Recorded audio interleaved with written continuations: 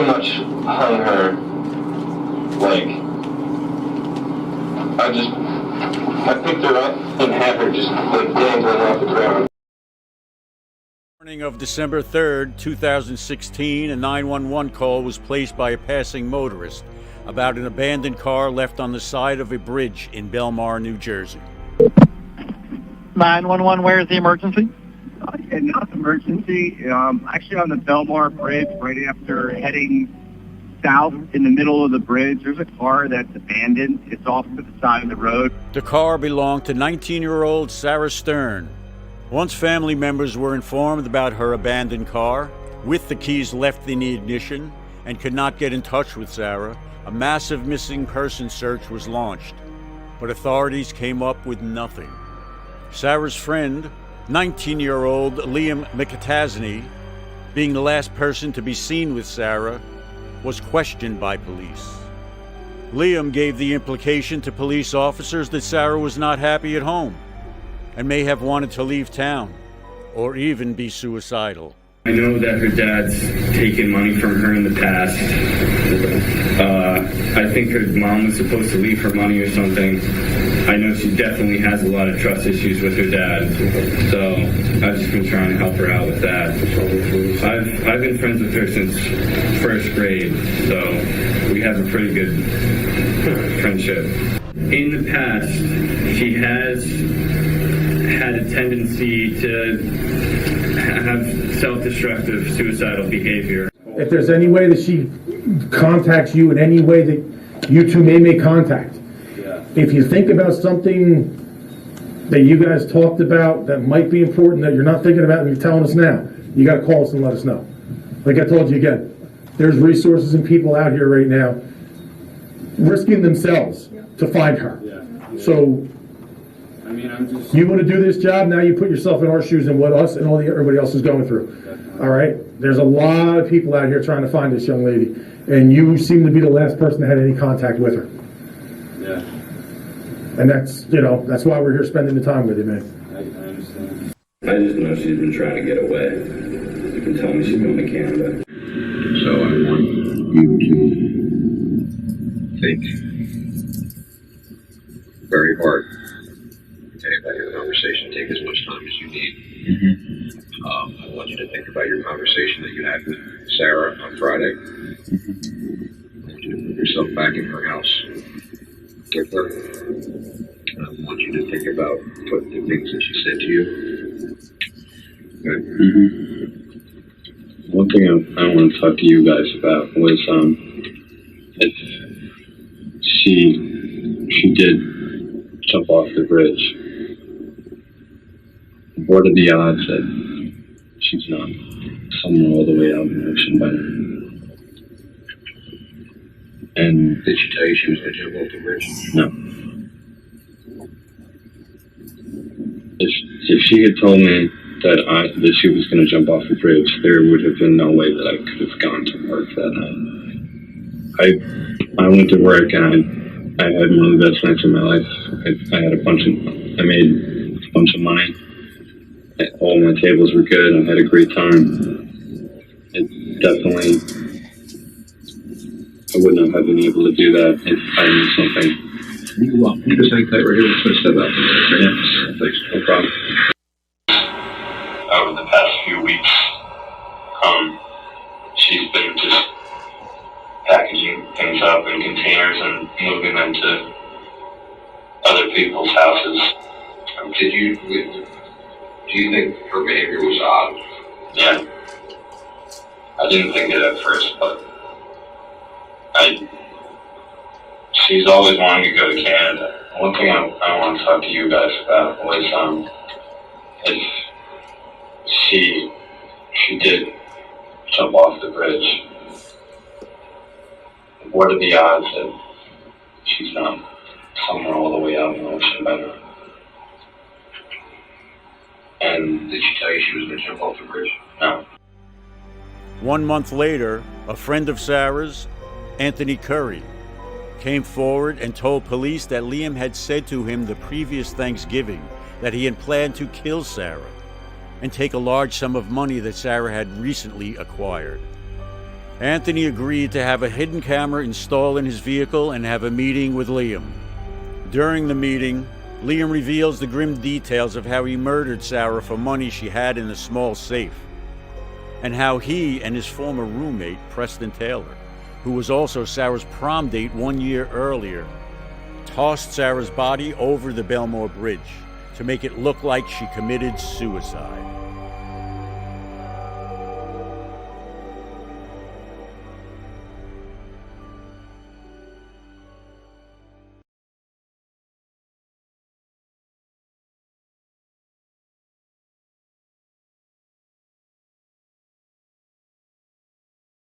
You can't blame me for doing this, right?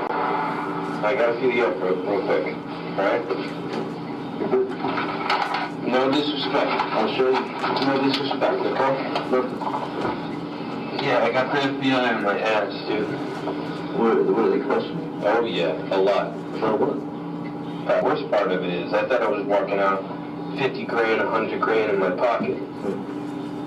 She had one safe, and she took money out, and she only had 10 grand. And this money, I don't know if it was burnt or something. Old money, terrible quality. I don't even know if I can put any of it in the bank. Right, because it'll probably look sketchy, right? Look sketchy, and it'll look like it's Sarah's money, especially if it's a federal investigation. Right. If they're looking for the guy who has the old money. Right, because it's probably like the old dollar bills. It's not like the new, because the $100 bills have changed now. Exactly. No, it's from the 80s, dude. It's old. And then, what, she found it in her house or something? Huh? She found it in her house? Yeah. She found a lot of money. And I didn't even get a quarter of it. So you only got like, what, 7 grand? Somewhere around there.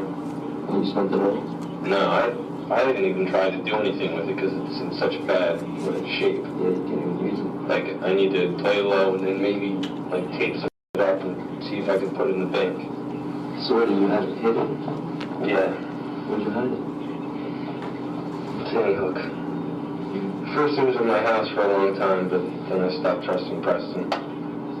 Yeah, what's the deal with Preston? Was he... No, he's cool. He was... Did he end up, like, helping you or not? Oh, yeah.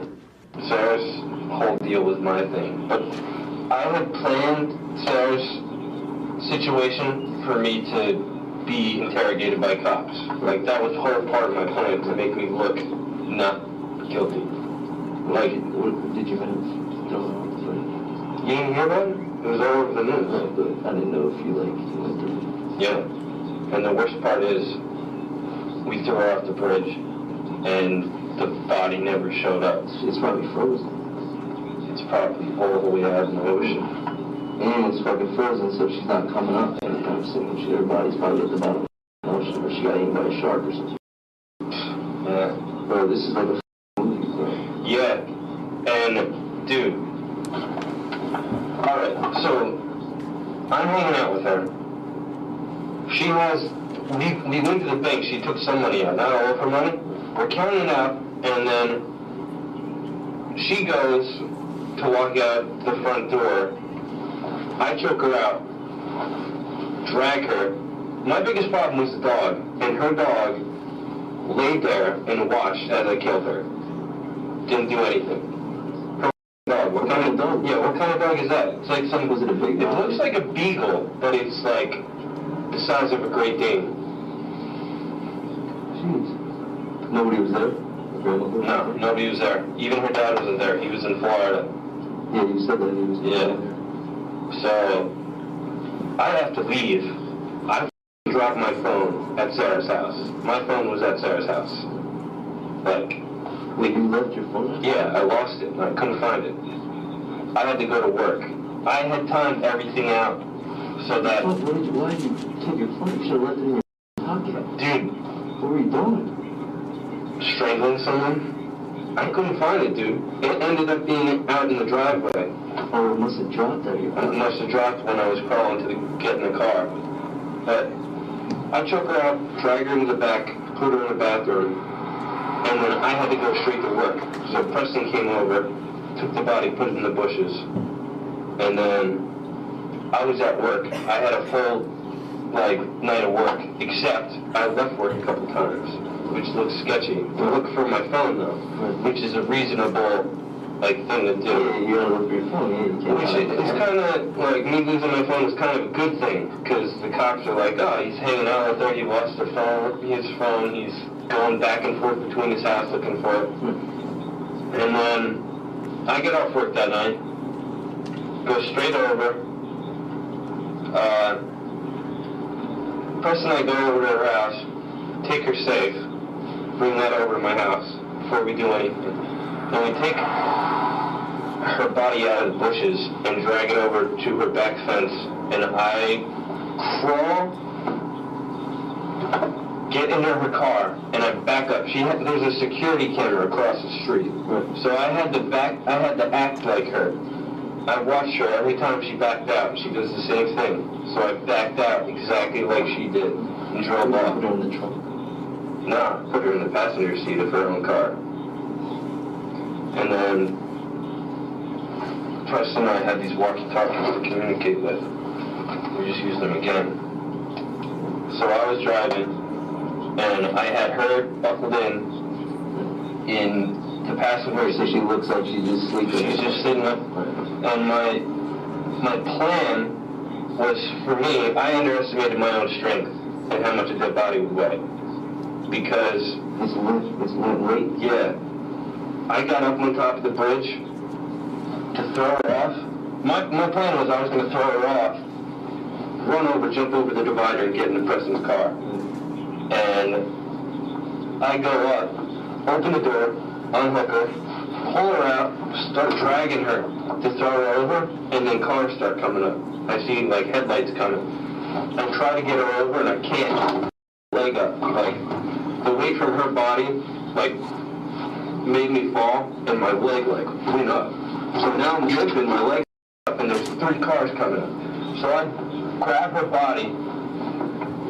Dude, I had superhuman strength, and I threw it in the car, and I picked it up, and her feet were up here, and her head was down there, and 3 cars go by, and I'm losing my because that easily could have been a cop. Yeah. And then, The police station is right there. yeah, and then Preston comes over the bridge, goes around, makes a U-turn, comes up behind me. The 2 of us throw the body over, and then we're out. Oh, so you needed help? I needed help, yeah. Damn. She's not even that big of a girl, right? No. I'd say 160 pounds, max. So you just counted out and then went behind her, just whatever, looking? Mm-hmm. She screaming? Or you had her so tight that it was I pretty much hung her, I picked her up and had her just dangling off the ground, and she just pissed herself, and you lose control of your said my body. name, and then that was it. And it took me a half an hour to kill her. I thought I was going to be able to choke her out and have her out in a couple minutes.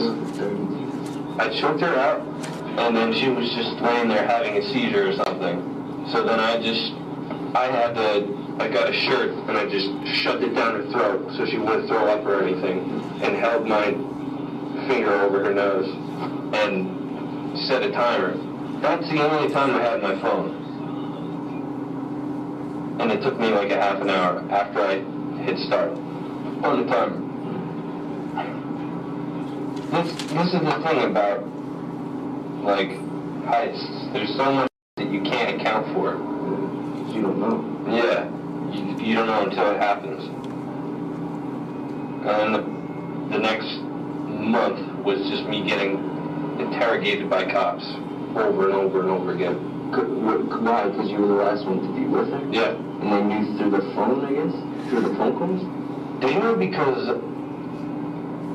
it was just it was part of my plan for them to know that we were hanging out.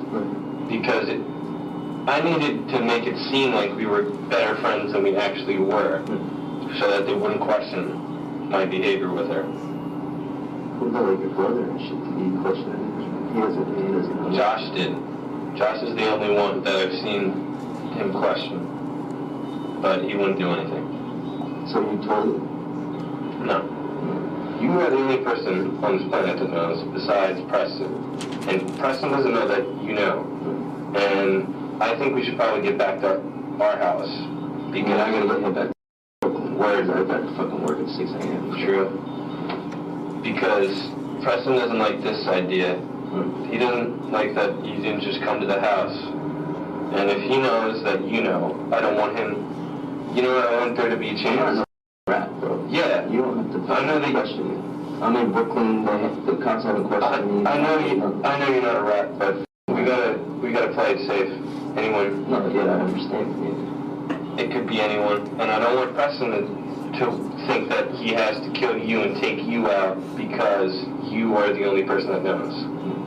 Because I've tried to imply that you might know, and he gets really upset. So Maybe don't tell him. don't tell him. Don't tell him. Yeah.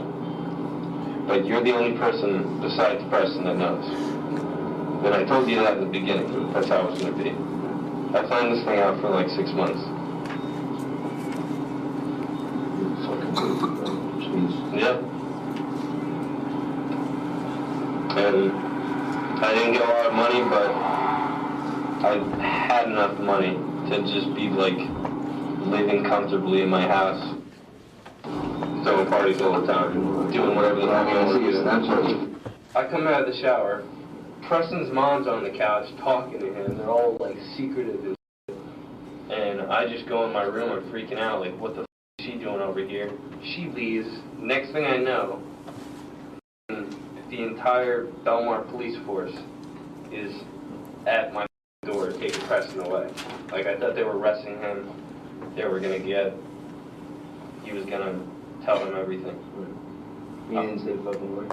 He didn't say anything, and I was losing my shit. Hope you be careful, yo. I mean, the cops are already fucking, like, they're already questioning you, so you gotta fucking be careful. That's all over now, though. I think everything's over. So you don't gotta worry about it. I don't know. Because a 19-year-old just went missing, just like Sarah. Car was on the bridge. I don't feel any different, and I don't think about it. You always think you're going to try these new things, and you're going to change. But it didn't change. It just doesn't do anything. It's weird.